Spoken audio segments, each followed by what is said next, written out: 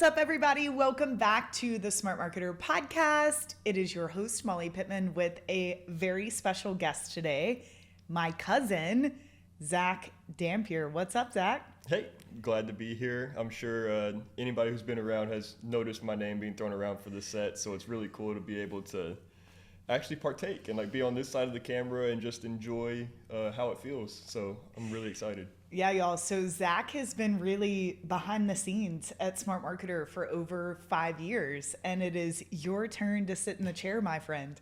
Today is going to be a really fun episode. We're going to talk about Zach's story, becoming a marketer, working with Smart Marketer. We're also going to touch on social media. So Zach's role here at the company, you do many things,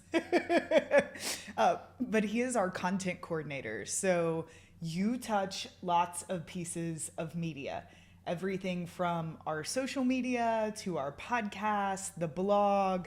You are the one behind the scenes planning everything that we put out at Smart Marketer that is free and making it happen. And that is quite a task. I've learned that it's a lot of juggling and making sure all your ducks are in a row in different places, but it's worked out good. I've had a really good time doing it. Yeah, it's interesting because it's not just a high volume, Right. Our business model is give for free, give as much value as we can for free. And we know that that will come back to us. So it's not just a high volume. You are also managing a lot of humans. I mean, think of all of the subject matter experts within our company. There's probably over 10. And then all of the outside experts that you manage. And then you layer on sort of the nerdiness of what we do. This isn't just content production about puppies, Right. Which Zach also does the social and content for our dog rescue. So we do a lot with puppies, but this is really nerdy marketing business stuff. And you've been able to digest that and put the information out in a way that anyone can understand. And I feel like you've also learned a lot. So this is going to be a fun episode. We're going to talk about working with family, which is something that we really value here at Smart Marketer. It's kind of controversial out in the market. Some people tell me, Molly, I can never work with my family, or some people only work with their families. So we'll touch on that too. I think probably 30% of the people that work at Smart Marketer are related to myself, Ezra, Pat, related to another person on the team in a few ways.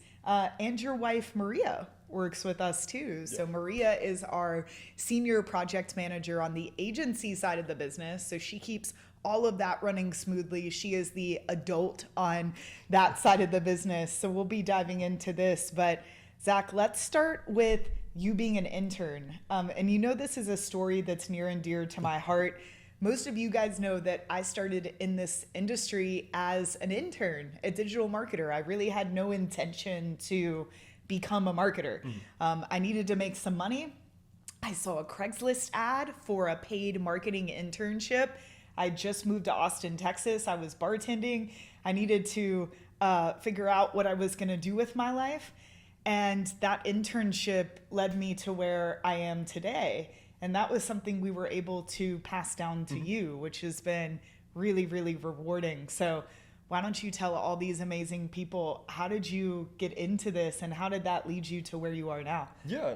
What year were you, when did you become an intern? In 2012. So 2012, perfect timing. Okay, so I'm going to go back a step of how I even got into marketing. Okay. And in 2013, I was a freshman in high school. And the small high school that me and Molly both graduated from just decided they were going to start a marketing program. I thought that was so cool. And I did not select this. It was just one of the electives I got randomly assigned. I'm like, okay, cool. I'll check it out.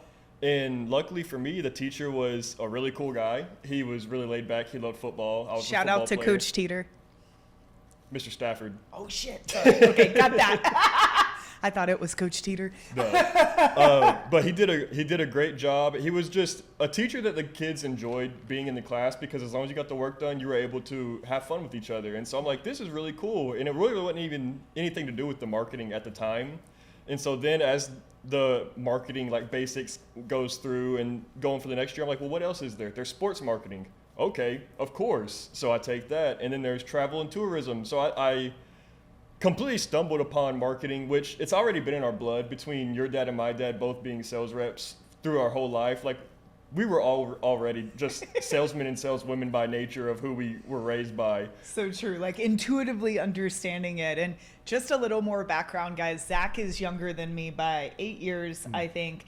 And he was a big football player growing up. So that's why the sports part of that really meshed well with him. But yeah, I feel like we were trained from birth, at least intuitively on how this stuff works. Maybe not with the internet, Right. but old school on the phone, yeah. meet in person. Yeah, I mean, my dad always tells me whenever we get the ornaments out, there's this little like crocheted mailbox that we would put on the tree.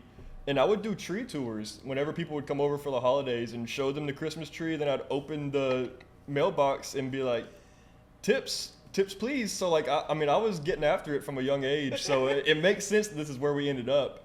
But yeah, I just thought it was so cool that like, as you got into marketing, like truly, I also started to learn about it. And that was what I decided I wanted to do with my life. And so whenever I was going through the college process, making sure that schools had a marketing major, and that's what I did. I feel like I'm one of the few people on our team that like actually just went to school for marketing and had their path and went like straight shot. I don't have all of the cool stops along the way. But yeah, so from freshman year on to senior year, I was an intern for Smart Marketer doing... What did we even have you do? I don't quite remember that. So you all paid me because you were my cousin. No. We had Team Traffic, which was one of the masterminds, and I would create a monthly report of anywhere from like 120 to 150 ads in like a given industry. Like I know sometimes it was like subscription boxes or like footwear, anything like that. And I would get, usually around 20 popular brands on Facebook and screenshot all of their ads, give like a little summary of what each company's ads are like, and then like an overall comprehensive statement of what the industry is doing, just to give people kind of a different mindset on things. Because obviously like whenever you're thinking of ads 24/7, you get stuck in your wheelhouse and you forget Sure. about other things. So it's just kind of there to create a new thought pattern and be able to help anybody who's looking for a new way to go about their creative strategy. Yeah, and you learned too from that. Yeah, I remember for when sure. you were doing that, I was thinking, okay, this is really valuable to our students, but this is a great way for Zach to learn. I also remember this is right when Facebook ad library came out. So 2019-ish. I was so excited. I'm like, oh my goodness, for the first time ever, you can go look up a brand and see the ads they're running. You used to have to go visit their website, then go to the news feed and screenshot it. There was never a way to do that. And so you were doing this for us. And then I think you asked, like, what is a way I could make more money? And people were asking if reports like that could be made, but for their own industries. So they're like, ooh, I really like this swipe file. I am in the shoe industry. How would you go about that? And I would send them to you, and you were selling them for like $300 or $500 a pop, I think. Yeah, I mean, I was doing pretty good with it. It was a lucrative time investment for me as a college student. It kept me from surviving off of the ramen, so I was very thankful for that. It was a good little side hustle. It turned out good. I mean, there was only one time anybody wasn't like completely happy with what they got in return, and they just didn't understand what they were paying for. So like it happens sometimes. So I feel good about the work that I did, and everybody was satisfied when they knew what they were going to be getting. So it was a good I love time. that. I had forgotten that. Wow. That's so cool. So you graduated and you were coming on full time with us, but just like me when I graduated, like you understood what was going on, but you didn't have a skill set that would denote like a position in a tactical way. Right. So tell folks like where you started, which is where we start most people in the company, and how that led you here. Yeah, I mean, with that, I would also say whenever people ask about schooling and anything like that, I tell them that, a marketing degree is nice, but it is definitely not needed for this industry.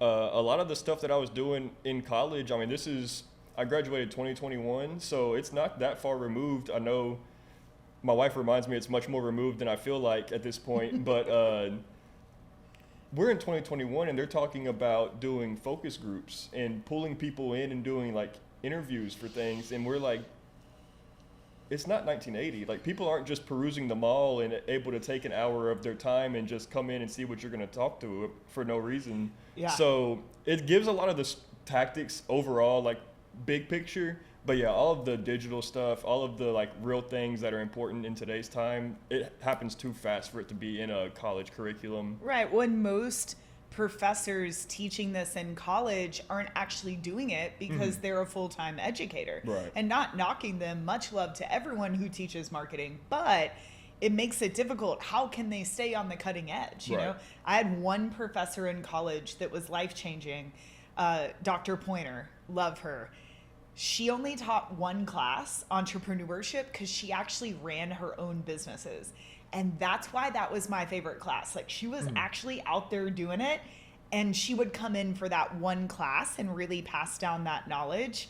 And I feel like that's missing in college. But anyways, also part of the training, part of your internship in college too, was going through all of our courses. So you did come out of that at least with that, you know, that training, the understanding of the more tactical side. Yeah, for sure. And then one of the first things coming on full time, you had me go through the ambassador blueprint, because I hadn't done it yet, and actually create a ambassador program for Smart Marketer. Yes. You didn't like it, so you scrapped it. No, but nothing ever came of it. But it was a good thought exercise to really get everything going in motion. But yeah, so I came on in support full time, and it was really nice because I was able to learn, you know, what we had to offer, the kind of content that was provided in each place. I was able to learn how to navigate when people are asking for help on this specific thing. You're like, oh, it's in Smart Email Marketing Module 3. Yes. And most importantly, just get a face to a name and start to know the people that we service, because a lot of times starting out, I would message somebody, and the customer support manager at the time was Victor, and he was a great mentor for me, and people would write in, I would respond, and they would literally say, forward me to Victor. Like, I was an outsider. They didn't trust me. Like, they knew what they were going to get when they talked to Victor, and they were going to wait until he was online to continue this conversation. And so I was like, okay, like, I understand. Like, I've got some stuff to learn. So it was really nice.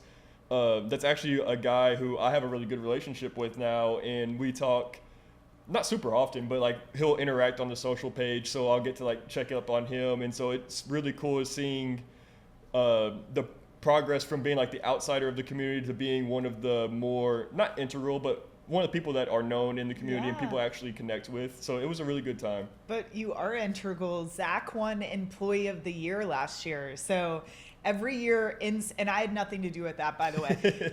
Every year in Smart Marketer, we give a belt, like an actual physical belt, on the information side of the business and the agency side of the business for Employee of the Year. And Zach won this on the info side of the business. So I just want to point out, customer service or customer support, whatever you want to call it, is such an underrated position in most companies. You know, people are talking about automating customer support now with AI. You know, some people think of support as such a just last thought. And customer support is one of the most important parts of the business. And it is the perfect place for someone to learn actually what the heck the company even does. And so in support, you met a lot of our students, you engage with people, but you also started to learn what we do by answering all of these in-depth questions. Y'all, our customer support is wild. Like, people will send us pages of, you know, their meta ads data and ask for help. And we can't always help to the extent for free that they would like. But this is not just, what is the login, right? Or cancel my subscription. So I felt like that really helped you develop your understanding of what we do and who we serve. Definitely. And I think that's even something I remember from one of the early courses I watched with Ezra, is about building a team. And I feel like he said support was one of the first things he would bring in-house if you're running really lean, doing a lot of contracting. Because it's so important for that support team to know what they're talking about. You can only provide so much documentation for an outsourced support team to be able to help somebody. And here's my old man moment for the episode, and I'll be done. I cannot stand AI customer service. Whenever you just need to ask somebody a question and you know it's not in a prompt, it's a very one-off question, and there is no button to just go straight to a representative, and you have to try and guess the keywords to go through their funnel. I hate it. I can't stand it. I'm gonna start writing handwritten letters to avoid it at this point. I get so frustrated with it also. And it's funny, Zach has been like an old man soul since he was born. So that has always been who you are. You've always been much wiser than I am, even though I've always been much older than you. So I'm not surprised at that comment. So how did you start to move out of support, and what did you do next? Yeah, so as I was in support, obviously there wasn't a whole lot of volume on a day-to-day basis. So I was looking for new things to do, more to do. And our social media started needing some help. And so I was helping with some of the graphic design there. I believe I was making some of the graphics for either the blog or the podcast. They were very early on, like very cartoony, which was kind of what we were doing at the time. So I was doing them. They looked good. They didn't look great. Like looking back, I'm like, that looks like, it could be a child's crayon drawing, but it was there and it was good for the time for me. So I'm happy with it. And you learned. Yeah. So I learned, and I've gotten better throughout the years. And then I fully took over the social media, running the Instagram and the Facebook, did that for a while. And then we kind of revived our LinkedIn that was just kind of stagnant and not really doing anything. So I've kind of just gradually been adding channels like as I've gotten a handle on everything. So I started with the 2 Meta platforms, added in LinkedIn, and now this spring we started to revive the YouTube channel, and it's starting to really pick up. And so I'm really looking forward to that. I feel like that's going to be the baby that I really take care of through Q4 in 2026, that I think will really be able to expand our growth a lot. So that's where I'm really focusing a lot of my strategic attention. Then obviously like creating the posts for every other platform will always be there. And luckily, we have the Smart Marketer Agency with amazing creatives, so I get much prettier designs back whenever I. We've stepped up our game. Yeah, I'm like, okay, here's this great idea that I have no idea how to do. I'll give that to you, and then it comes back, and I'm like, that's exactly what I thought. Yeah. Like, thank you so much. All I have to do is think of the words, and then they will make it all look good and clear, and they do a great job. So I'm very thankful that we have grown to that point. Yeah, our creative team's amazing, but. Zach, I think your story is a great example. Like, you all ask me a lot, I know I need to hire. When do I hire someone that has the full experience, that's ready to sit in the seat and do it right now? And when do I hire someone with potential, with drive, with hunger, with a bit of education, but no experience? And I don't think there's a right way to go about it. It very much depends on the position. For sure. Like when we knew we were launching the email as a service for the agency, I knew we needed to hire Matt Sheeler, who had been doing that for 10 years, that knew way more than we did, hop right in the seat. But then on the other side, there's always room for people like you and I who are hungry. We don't quite know what our place is. Like Zach didn't come to me and say, Molly, I want to be your content coordinator. You probably didn't even know what that meant in 2018. Yeah, no, I think the first time I heard that title was as I was getting promoted to it. There you go. But you knew you were interested in marketing. You knew you aligned with the values of the company. I think you knew you liked the remote lifestyle. Yeah. Like, you've never worked in an office. No. That still blows my mind, you guys. Most people on our team that are under the age of 30 have never worked in an office. So I think you knew you wanted that lifestyle, and here we are, because you showed up, you did the work, you always want more. And I think when you are looking for someone to grow into a role, the most important things are that they're curious, they're going to work hard, but they also have to be motivated enough to where you don't have to tell them exactly what to do, right? And that's where you're really strong. Like, I can be like, Zach, I want us to be better on YouTube, period, right? And then he's figuring out all of the pieces that make that happen, like this wonderful set. You can say, I want a set, and then it just appears. It just appears. So I'm so grateful for that. And I think you and I are so similar in that way that we did not plan this. This has just happened, and we've showed up every day with a consistent happy attitude about it. So For sure. And I think with that hiring, the one point that I'll make with that, and it's a little bit of a sports analogy, is I think that you have to know if you're in win now mode or not. So obviously if you're getting that experienced person, it's going to come with a higher price tag. You're going to spend more on it. So you have to win right now. Yes. If you get the younger person that you see the potential in, you can get them kind of at a discount and you can grow with them, and hit or miss, you can still kind of survive. But if you swing big with the experienced person and miss, it can be extremely detrimental, where you have a little bit more wiggle room going low. It's like a team that has every piece except for a quarterback.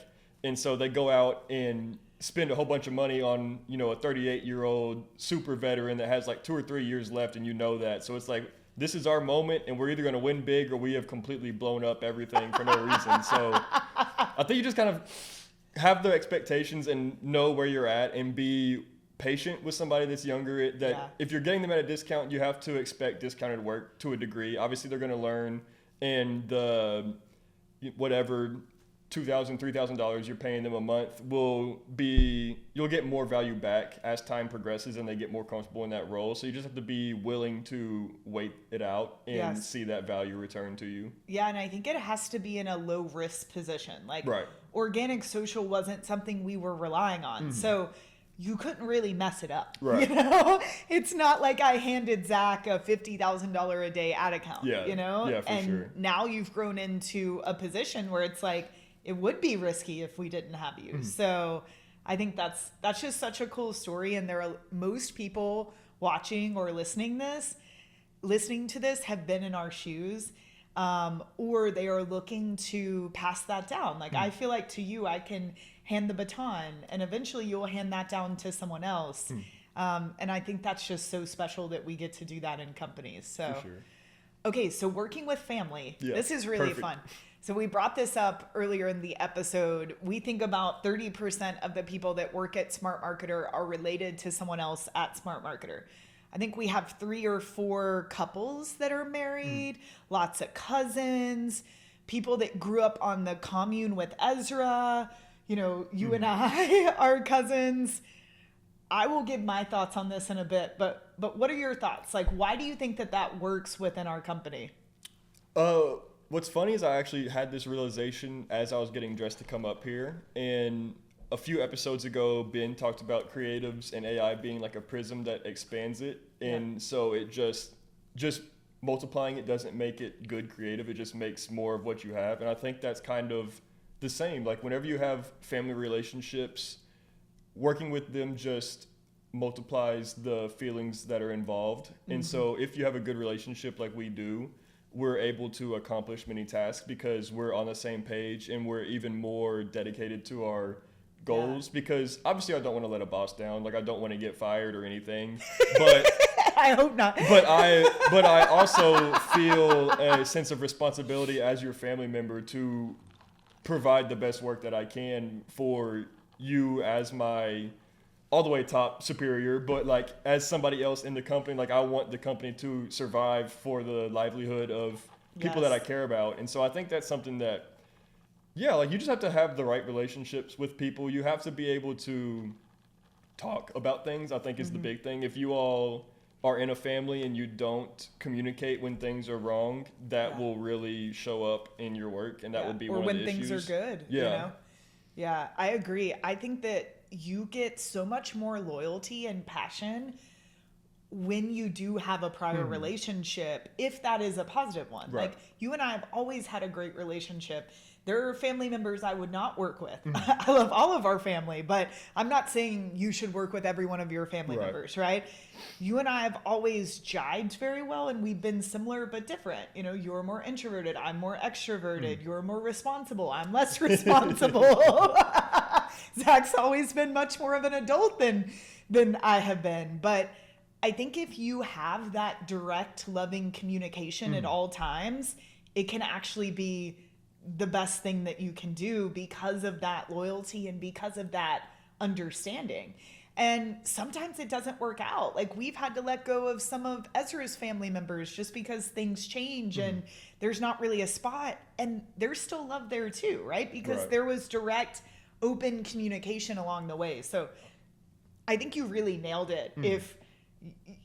If you are willing to be open, and I think there's a separation too, you know, you're always my cousin, but also in a work setting, I don't really think about that. You know, I'm probably harder on you than I would be someone else because I know you can handle it. And that's probably helped your growth too. So many people out here, or it's such a taboo, like don't work with your family. And we just see that work so well. Even think about our students. How many of our mastermind members are families? You know, cleanies. They show up. It's Jeff, Sherry, Ryan, mom, dad, son. They work together every single day to grow that business. So I think we're out here breaking that stigma a little bit. Yeah, I think it's kind of changed recently with the small business, especially with like just the decentralization of social media as a whole. Like it's so much easier to be a smaller brand and get out there. So your TikTok brands, your any kind of small niche thing is able to get in front of a larger audience. And so these smaller businesses that are, you know, one person, one small family are able to survive and exist a little bit easier. But yeah, like a business, it's like your baby. Like it's something you care about greatly. So it doesn't make sense that you would want to have something you care about so greatly and only work on it with people that you did not know outside of you pay them for helping you with this baby, you know? True. It actually makes more sense than the other way. I want to ask you something. A lot of people listening or watching work in the same company or on the same business with their significant other. And like we mentioned earlier, you and Maria both work at Smart Marketer. You're on different sides of the companies that don't really touch that much. You know, it's not like every day you're negotiating something. But what is that like? Yeah, I mean, just from a standpoint of we both work from home, it's amazing. I mean, we have a 2-year-old son at home, and shout out to Luca. Yeah, Luca's the best. So between getting to spend every day with Maria and with Luca, I mean, that's all that I could ask for. On top of not having to pay for any kind of babysitting or anything, even better. Yes. Well, and your parents are down the street. Yeah, shout out to Karen and Donnie. And so whenever we do need help, they are right there. But yeah, it's amazing. Like you said, we work for the same company, but we are very, very different. There's not much work-related stuff that we have to talk about. It's usually something that like she needs, and then like I happen to be able to help with. It's not like a direct communication. But it has to be fun to be able, like Casey, my husband. He knows what goes on in Smart Marketer, but there are a lot of people he doesn't know or he doesn't understand the context. And you and Maria, like you're on the same all company calls. Like you all could be like, oh yeah, it's so-and-so's birthday today. Oh, look at what that cool person or that cool thing this person did.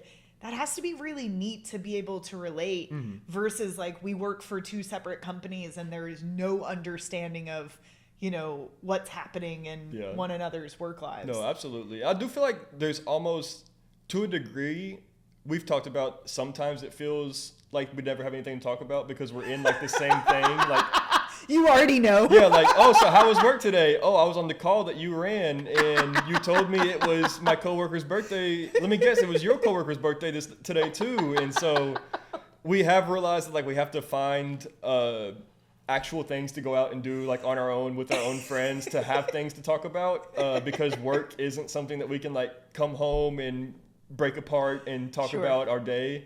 But yeah, it's so incredible. I enjoy, we have one office, we just have desks on either side of the wall, and usually like one of us is in there at a time, but sometimes we'll both take the meeting from in there, and then like I'll turn my head to ask her something and people's like brains will finally click and they'll put together like our heads turning and like how our room is laid out. And they're like, I have been on calls with both of you all for 3 years and I have never once thought about the possibility that that is the same wall behind both of you all and just different areas of that wall. And we're like, yeah, like matter of fact, here's our whole room. It's like our half is the back half with the 2 desks and then the front half is a whole bunch of play stuff for Lucas so he can go crazy while we're having meetings. But it works out great. I mean, I would not change a single thing about it. So looking at Smart Marketer in 2019, I think we had like maybe 10 employees.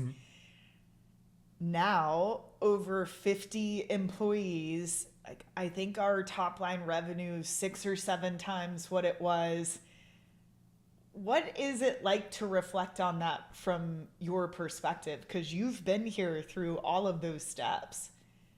Yeah, I mean, it's been incredible. Like just seeing the amount of care that everybody shows up with and like genuinely pours into our students makes me feel good. Like I don't feel like we're just like scamming people out of their money. Like, okay, here's the first solution and then the next solution's behind this next course that you have to buy. Like I do feel like most internet bullshit. Yeah, like I feel like you said, like I run all of our free content, so I feel like we put out really good stuff. I mean, I feel like a lot of the stuff that we put on our YouTube, on the blog, like you could easily be paying, you know, $20-$30 for like a subscription service that comes up with these updates. And like we just want to provide because we know the amount of care that we give to our paid services, to our mentor table, to the agency clients. And so this is just something that we can do to help everybody get to that point where they're ready to help contribute in mentor table, or they are ready to the point that they can afford an agency and need somebody to take them to the next level. So we're kind of building our own leads along the way, and just I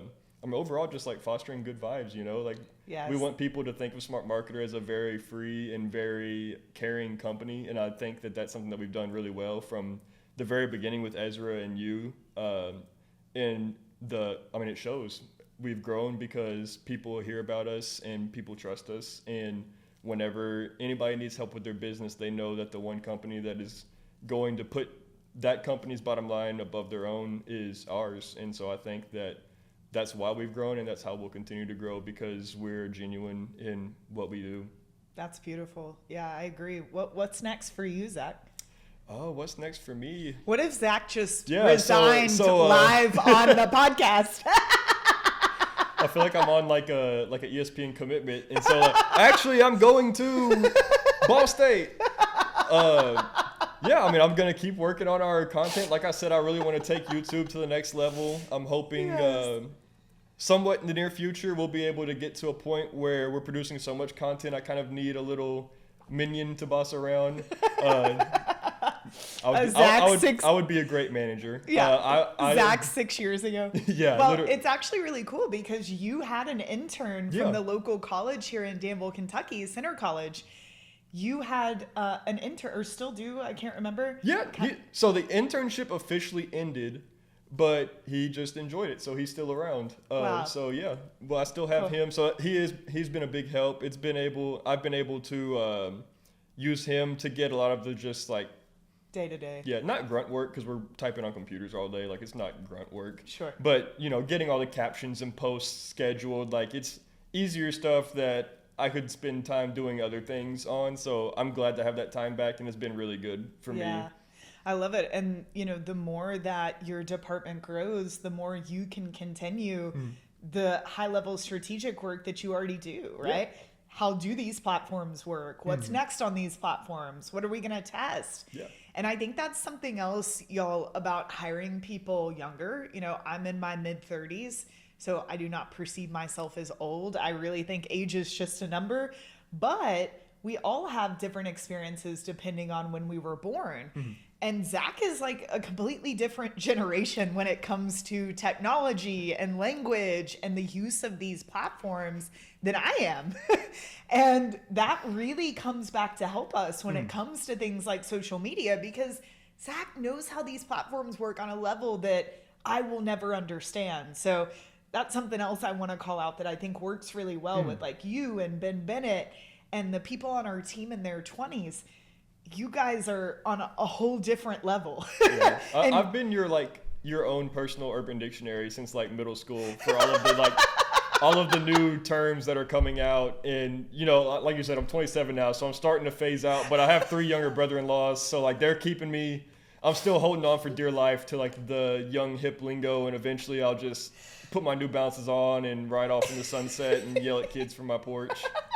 I mean, as I said, Zach's always been an older soul, but hundreds of times in the last 10 years have I texted you and said, Zach, what does this mean? Most recently it was 6-7, which you told me meant like so-so. Right? No, it does. It's a so-so gesture, but it's not It doesn't mean that. It's Okay, well, I'll look that up on Urban Dictionary Yeah, later. Let us know. Do you guys know what 6-7 means? I think the best one where it's actually work related was helping clarify the meaning of Riz. I think that's the one time where it actually came into the work setting and I was able to help us all out. Yeah, but John Grimshaw did not fully grasp what this meant, and I think he told someone that he was gonna riz them up, which could have a sexual connotation. I don't know. There's too much lingo nowadays. He just so- thought that meant that he was going to compliment the performance of the business at the time. So like, I could see where you got that, but yeah, there are some other connotations that we should probably avoid. Well, you'll tell me off camera then. But no, Zach, just thank you for everything that you've done for Smart Marketer, and it's such a pleasure and honor to work with you and to get to be family members. So. Oh, I mean, of course, from the very beginning, even you playing soccer and me playing football, like the impact you had on the soccer team was one that I always hoped to have on the football team and in the community. And being able to follow suit in the marketing industry is such a blessing. And then being able to work with you is even more. Just being able to be here, set up this office to where I get to see you more often. I mean, it's incredible. I appreciate it so much. Live from Danville, Kentucky, baby. Live from the biggest city in the state. That's a lie. We also want to call out Zach's amazing Meta vest before we log off here. This is from Sammy, who we love at Meta. Zach Thank you, Sammy. never wore a vest before he acquired this one, No. and I think you're sold on vests now. Yeah, I am. Listen, it's okay to look a little bit older. I avoided vests for a very long time, and I thought that only dads wore them. And I am a dad now, so maybe that's why I like it. But it is a new comfort. It's a very nice layer, because I always thought if it's cold enough for a vest, I'm going to have some sleeves, because I don't like being cold. And, you know, it's nice for the fall temperatures that are kind of in between. You don't know, do I need a hoodie? Do I need a t-shirt? What if you do a long sleeve with a vest and you get the best of both worlds? So got this at Smart Marketer Live. We'll be able to talk a little bit more about what else we did and saw there in the next episode. But yeah, thanks, Sammy. Thank you all for listening, and hope you all have a great day. Thanks, y'all. See you in the next episode.